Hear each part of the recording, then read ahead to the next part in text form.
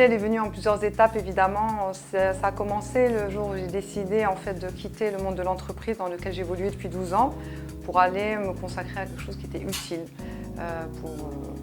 pour le pays. Donc ma première étape avant la création de Kanyamakan, ça a été d'aller découvrir le monde du social et notamment à travers mon poste de directrice générale de la Fondation Zakura Éducation que j'ai eu pendant 4 ans et lors duquel j'ai pu confirmer ma forte passion pour le social, l'éducation, découvrir ce monde-là avec ses règles, avec son fonctionnement très particulier et en même temps confirmer aussi le grand intérêt que j'avais par rapport à l'art comme canal de développement pour les populations, et en particulier défavorisées, mais pas seulement. Donc c'est à travers ces 4 années d'expérience dans le milieu social que j'ai affiné en fait ce que j'avais vraiment envie de faire et que du coup j'ai créé une structure pour aller porter mes convictions et donc c'est la création de l'association Kanyamakan.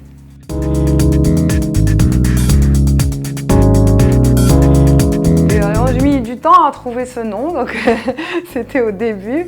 En fait, je voulais un nom qui allait figurer, symboliser le fait qu'avec de la conviction, avec de l'engagement, avec beaucoup de persévérance aussi, en fait, tout devient possible. Donc c'est Kanyamakan, un monde où tout devient possible.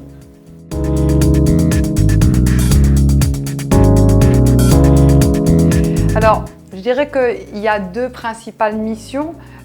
Donc Kanyamakan, la particularité, c'est l'art au service donc, de l'éducation et du développement socio-économique des femmes. Donc la mission, c'est participer à la généralisation de l'éducation à la lutte contre l'abandon scolaire, c'est participer à l'amélioration du système éducatif et de l'éducation de manière générale et aussi travailler avec les femmes sur un renforcement socio-économique parce que les femmes jouent un rôle fondamental aujourd'hui qui n'est pas forcément reconnu, mais que ce soit en termes de scolarisation de leurs enfants, de la santé, de l'hygiène, de tout un ensemble de facteurs, la femme marocaine a un rôle fondamental, y compris dans le milieu rural.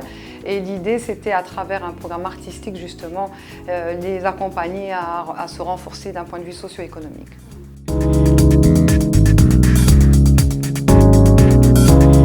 C'est le premier projet qu'on a lancé en 2009 et l'objectif de ce projet, c'était de favoriser le renforcement socio-économique des femmes à travers un programme artistique. Donc on a fait former ces femmes, un groupe de 14 femmes dans la région d'Agadir, dans une région berbérophone, par des formateurs peintres, des grands peintres marocains et étrangers. Et ces femmes ont commencé à peindre dans le Douar. Et nous, on a organisé, nous, Kanyamakan, 6 ou 7 expositions à Casa et à Marrakech pour faire connaître le talent vraiment de ces femmes parce que vraiment elles ont un véritable talent.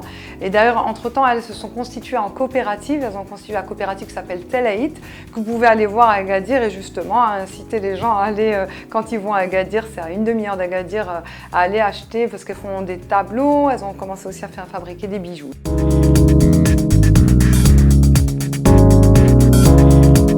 C'est 1, découvrir un talent, 2, une activité sociale dans le Douar. Vous savez que dans le Douar, il ne se passe pas grand-chose, il n'y a pas grand-chose, voilà, les femmes n'ont pas de lieu pour se rassembler, pour discuter, pour échanger. Elles peignent, donc c'est aussi une activité thérapeutique, artistique, d'expression de soi, d'accès à son imaginaire, donc il y a quand même beaucoup d'apports.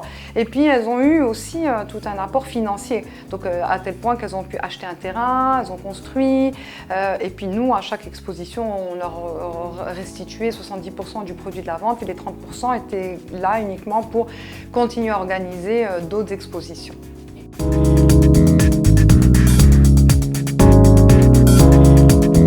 Alors, le projet Tanouel, donc c'est le 2e programme de Kanyamakan, donc c'est le programme qu'on déploie depuis 9 ans dans les écoles publiques. C'est un programme qui vise à faire aimer l'école aux enfants et à favoriser leur épanouissement, leur réveil, leur créativité. C'est un programme là aussi qui est basé sur des disciplines artistiques, contes, comptines, arts plastiques, BD, marionnettes, théâtre, mais aussi le jeu et des activités d'éveil, la célébration de journée mondiale et toutes ces activités donc, qui touchent des enfants de 1re à 6e année primaire sur une durée moyenne de 4 ans. Donc on accompagne les enfants pendant 4 ans. Ces activités, elles sont là vraiment au service de cet objectif général d'épanouissement. Épanouissement dans la relation à soi, dans la relation à l'autre, d'éveil. Alors pour nous, éveil, c'est 3 choses. Il y a la transmission de valeurs, le questionnement et la projection. Apprendre à ces enfants à se projeter, à imaginer qu'est-ce qu'ils ont envie de faire plus tard, pour justement aussi faire le lien entre ce qu'ils ont envie de faire plus tard et la nécessité de poursuivre leur scolarité. Et le 3e objectif, c'est la créativité. Donc en fait, on va avoir la bande dessinée au service de la créativité, on va avoir le conte au service de la transmission de valeurs, mais également au service aussi d'expression de soi. On va avoir les arts plastiques qui vont être là pour favoriser un travail sur l'identité de l'enfant. Donc en fait, toutes ces matières-là, ces disciplines qu'on a choisies, en fait, ce sont que des vecteurs qu'on utilise au service de nos objectifs. Dans ce projet-là, il y a également un programme de renforcement en langue française qu'on a rajouté plus tard, à la demande des parents, des enfants, des instituteurs, de tout le monde, qui lui aussi est mis en mode très ludique. D'ailleurs là, vous voyez par exemple, il y a un dessin, il y a plusieurs dessins qui sont faits dans les ateliers FLE, de français langue étrangère. On a un programme de formation des instituteurs dans les écoles publiques pour justement eux aussi les initier au jeu comme outil d'apprentissage, comme outil pour favoriser l'apprentissage des enfants. Et voilà, donc le projet Tanouir, il accompagne les enfants, donc il est au sein de l'école publique et chaque groupe d'enfants a un atelier par semaine artistique et un atelier de français et langue étrangère.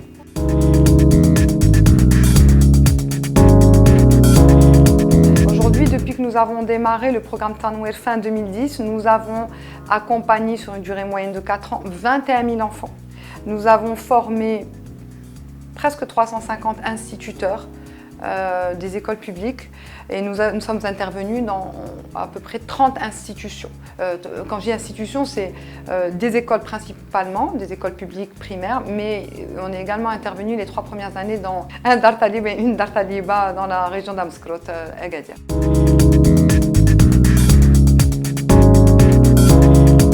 Aujourd'hui, il y a un partenaire institutionnel qui est le ministère de l'Éducation nationale, mais il y a également des partenaires financiers qui sont principalement des institutions étrangères.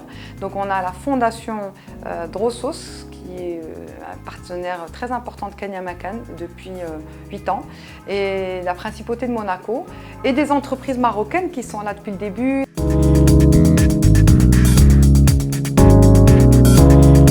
Déjà en fait de faire connaître ce qu'on fait à Kanyamakan. Donc, et puis en plus réouvrir aussi le champ des 10 prochaines années. Donc on va demander aux enfants une mise en perspective auprès de l'ensemble des acteurs de comment ils imaginent le futur. Évidemment, nous aussi, on va parler de comment on imagine le futur. Et nous, le futur qu'on imagine, c'est aussi d'avoir un appui, continuer à avoir de l'appui de la part de nouveaux partenaires pour soutenir les actions et toucher encore plus d'enfants dans le milieu rural, parce qu'il en a vraiment besoin.